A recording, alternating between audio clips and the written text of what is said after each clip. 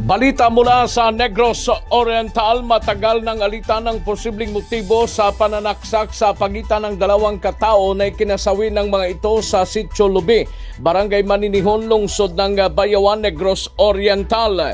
Ayon kay Acting Chief of Police ng Bayawan City Police Station, Police Lieutenant Colonel Richard Gadingan, ang mga biktima kinilala lamang na sina Joe, 33 anyos, residente ng Cebu City at temporaryong naninirahan sa nasabing lugar, at isang nangangalang Leo Amos o Leo Liamos, 31 anyos at residente ng nasabing lugar. Dagdag pa ni Gadingan, ang unang biktimang si Joe ang nagiinuman kasama ang iba pang mga kaibigan ng nakita ng suspect na si Leo Liamos. Nilapitan umano at sinaksak ito at binalikan ng biktima at pinagsaksak din na ikinamatay ng dalawa.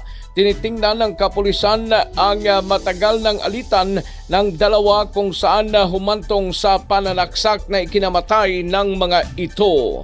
Mula sa Aksyon Radyo Bacolod, dito sa Rex Cantong, tuloy-tuloy sa pagbabalita, tuloy-tuloy sa serbisyo, sama-sama tayo Pilipino.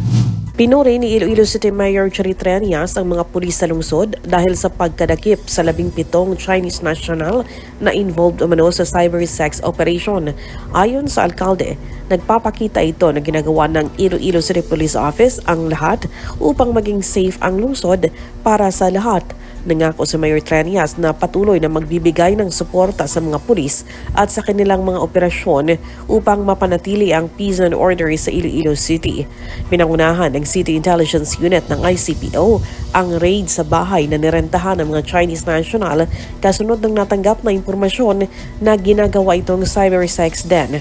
Ayon kay Police Lieutenant Colonel Antonio Benitez Jr., head ng Intel Unit, 24 na computers, mga SIM cards at mga cellphones ang na-recover nila sa loob ng bahay.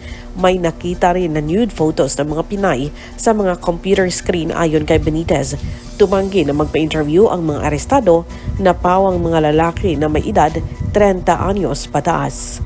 Mula sa Aksyon Radyo Iloilo, ito sa ni Grace Bravo.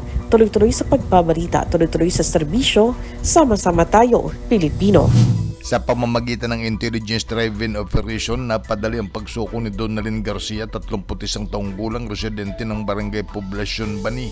Sa ulat ni OIC Chief of Police Major Dennis Cabigat, dating opisyal ng College Editors Guild of the Philippines at miyembro ng Communist Front Organization CFO si Donalyn, na nakalista sa ilalim ng CTG Common Database. Naging matagumpay ang pagbabalik loob sa pamahalaan ni Donalyn sa pamamagitan ng pinagsamang pagkilos ng Pangasinan 2nd Provincial Mobile Force Company, Regional Intelligence Unit 1, Regional Intelligence Division ng Pro 1, maging ang Regional Mobile Force Battalion 1, Bani Municipal Police Station, LGU Bani at iba pa.